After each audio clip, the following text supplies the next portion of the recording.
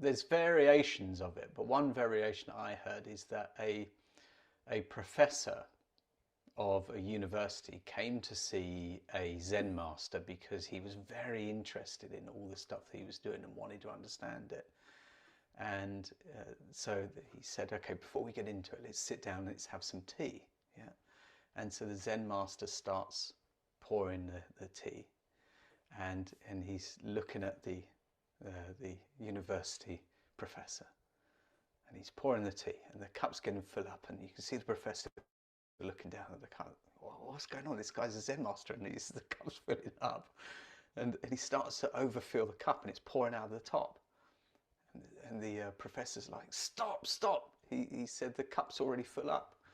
He said, yes, much like you. He said, before any more knowledge can come in, first we need to empty the cup. Lovely. Empty the cup before anything else can come in. Yeah. And I've been guilty of that on occasions when I turned up at a course or a class with Sifu, and he was showing something. I thought, I've done this a million times already, and I then zoned out slightly, and it was such a wasted opportunity, because what did I gain? Absolutely nothing. Yeah, apart from maybe massaging my own ego of like, oh yeah, good, because you know this stuff. Brilliant, well done. But then that Zen master story really hit me again, because I'd heard it many years ago, but I was like, yeah, whatever. But then it really hit me, and I was like, okay, let's go into every single one brand new and see what that's like. And then it's like, whoa, okay, all this beginner stuff that I've practiced so many times is going deeper and deeper. And I was learning more.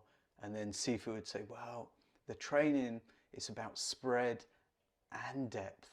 You can learn a lot of new things all of the time, and that's okay, but you might not go very deeply.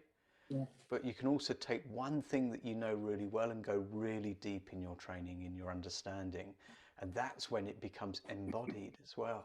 Yeah. If you've got surface information and it goes in the head, but it doesn't actually translate into your body, into your movement, into your being, have you really learnt it? Have you really understood it, or have you simply remembered it? Yeah. And what we want to do is we want to learn these things until they become natural, automatic. They become a way of our being. Yeah.